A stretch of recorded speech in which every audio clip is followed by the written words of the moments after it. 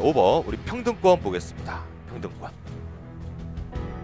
자, 평등권의 시작이 이제 5번에 있는 3번 지문이 이제 평등권 개념의 시작이고요. 자, 정답은 이제 4번 되어 있습니다. 4번 이제 체크해 두시고. 자, 그러면 우리 평등권이 문제될 수 있는 헌법 법령부터 먼저 보셔야 되겠습니다. 자, 평등권이 문제가 되고 있는 헌법의 법령. 일단 가장 일반적인 기본권의 대명사를 보고 있죠. 그러니까 3번 보시면 나와 있네요.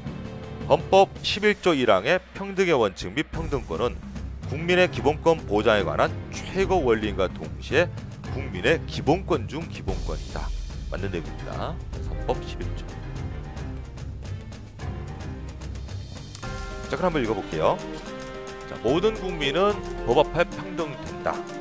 누구든지 성별, 종교, 사회적 신분에 관해서 정치적, 경제적, 사회, 문화적 생활의 모든 영역에 있어서 차별을 받지 않는다. 라고 헌법 11조에서 직접 명시했습니다.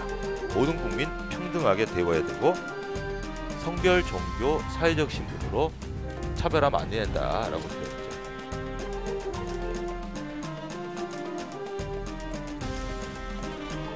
이거 이외에도 평등권의 내용을 담고 있는 헌법 개별 기본권들도 있습니다.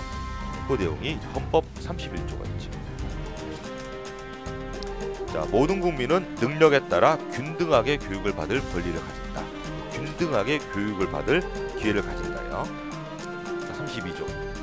여자의 근로는 특별한 보호를 받고 고용, 임금, 근로 조건에 관해서는 부당한 차별은 아니 된다요. 정당하면 모를까 부당한 차별은 안 된다.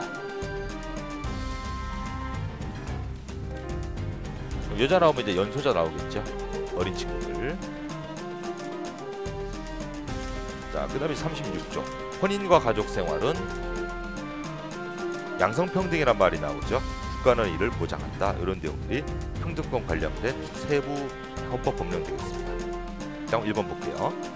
자, 차별적 취급으로 인해 관련 기본권의 밑줄 중대한 제한을 초래하게 되면 평등원칙 위반 여부를 심사할 때 보다 엄격한 심사 척도가 적용돼야 된다. 그럼 이때 자, 평등원칙 위반이냐 아니냐 엄격 심사를 한다라고 하는 건 자의 금지 원칙 멋대로의 차별, 이유 없는 차별은 당장 평등원칙 위반이겠죠. 여기에 그치지 않고 엄격한 비례성 원칙에 따른 심사를 해야만 하는 게 엄격 심사예요. 그래서 정답은 4번인데 아마 1회차 문제 중에서는 이론적으로 가장 어려운 판결문이 아닐까 생각이 듭니다. 자, 헌법 11조 1항이 예시하고 있는 헌법이 예시하고 있는 보기 밑쪽으로 보시면 돼요.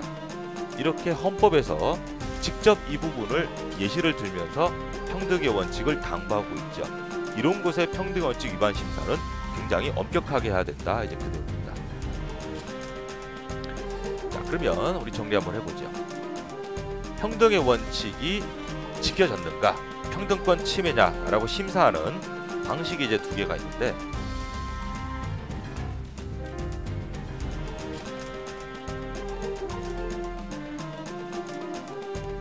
첫 번째는 차별 자체가 이유가 있는가 이거부터 살펴봐야 됩니다. 그래서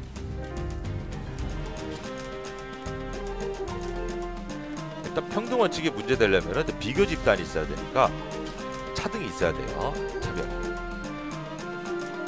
두 번째는 차별 자체는 이유가 있더라도 차별의 정도까지 정당해야 된다라는 심사로 넘어갑니다. 차별이 되냐 안 되냐. 두 번째는 차별은 되는데 너무 심한 차별 아니냐 이렇게 살펴보는 거예요. 따라서 차별의 정당성 문제를 따질 때 이제 두 가지로 나눠지는데 원칙이 있고 예외가 있습니다. 그때 이제 심사 방식에서 이제 차이가 납니다.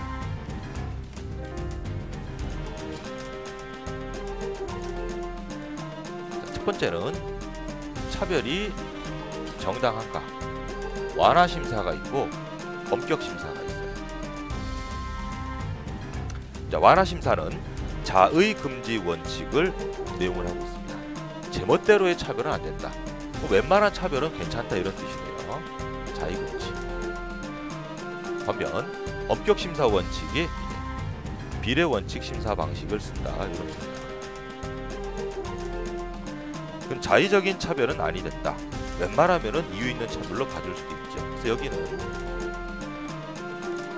뭐 지원금 차등 지급처럼 차별의 내용을 만드는 입법부에게 재량이 많이 주어져 있어요. 반면 이 부분에 대해서는 입법부가 법률을 만드는 내용 형성에 있어서는 재량이 많이 줄어드는 공간이에요. 그래서 엄격하게 비례 원칙 심사를 해야 되는 건 방금 보듯이 5번 지문의 1번 내용. 자, 중대한 제한을 초래한다. 단순한 제한이 아니고 중대한 제한. 또는 원래 중요하니까 헌법에서 직접 예시하고 있는 것. 헌법에서 언급했다라고 하는 건 국가의 뼈대에서 직접 언급했으니까 여기를 차별을 두려고 할 때는 국회가 내용을 만들 때 자유재량이 주어지는 게 아니고 아주 재량권이 축소가 되니까 심사도 엄격하게 하겠다. 그래서 입법재량이 고도로 주어지게 되면 가산점처럼 받는 사람 못 받는 사람의 차별에 대해서는 국회가 번반될 수 있는 재량이 많이 주어지게 되니까 어때요? 이거는 국회가 차별하고 있는 내용을 담고 있는 법률도 이유가 있는 차별로 추정이 되니까 여기에 대해서 평등권 침해를 입증할 때는 청구인이 입증을 해야 돼요. 근데 여기에 대해서는 이제 어때요?